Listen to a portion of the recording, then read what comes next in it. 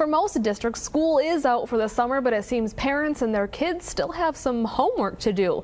A new survey found many kids don't know the financial basics and their parents may be to blame. We're joined by financial professional Mindy McIntosh from McIntosh & Associates. Good morning, Mindy. Good morning. Now, we've heard this before, parents really are role models for their kids, but this new survey finds parents aren't doing some long-term planning. What does this mean for their kids?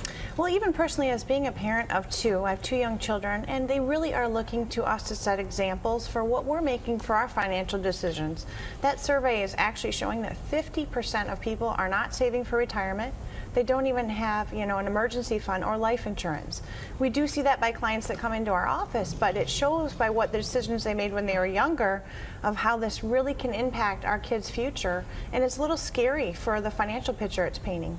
And what does that teach the kids then, that just wait till the last minute, or is it not setting a good foundation for their own financial health? What's happening is we're seeing that kids need to, save for their future, but they're based on what's happening of 60% of parents are not saving and investing for their future.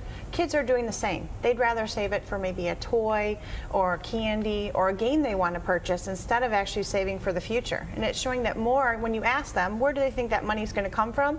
They think it could be from being famous more so than saving and investing. A good example, my mom, when I was little, she made us put any money we earned, we had to put half in the bank, and we could use half of it for whatever we wanted. It was important, very important. Now, what else can parents be doing to teach their kids? Another thing they can be doing is, we're actually showing what we do with our kids. We have a 3-year-old. She has 2 separate piggy banks. One is for savings, the other one that she uses for a child offering at church. So you can even use perfect examples of going to a grocery store and showing them the price value of 2 items. What it is to look with inflation, or even, ATMs. They don't actually, they're not a money machine. You do have to save to have behind that for the money. And, even if you have a little bit older children, helping with a household bill shows them about savings and inflation. And you mentioned your 3-year-old, obviously never too early to get your kids involved, but Mindy, tell us some of the ways, simple ways, that we can get kids involved. I think we're going to have a graphic that we're going to put on the screen to maybe go over some of those. What are some of those things we can do, simple things? Really what we can do is, even as toddlers, people start understanding the concept of money. Little ones understand mommy and daddy have to go to work to make money. And at 3, we can teach our kids about the time of waiting to purchase something they want, or even at 4, what is a need versus what is a want.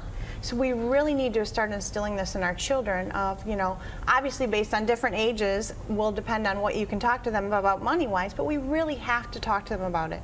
Really show examples and set limitations on what it should be used for. We actually have a guide, based on ages 3 through over 18 on our website. It's titled Money as You Grow, and it talks about 20 different items to be financially smart as kids and to really save for them. Mindy, thank you so much for making time for us. Thanks so much. I appreciate it. You're very welcome. Now, as Mindy mentioned, for more tips on how to get your kids involved in making smart money decisions, log on to abc12.com.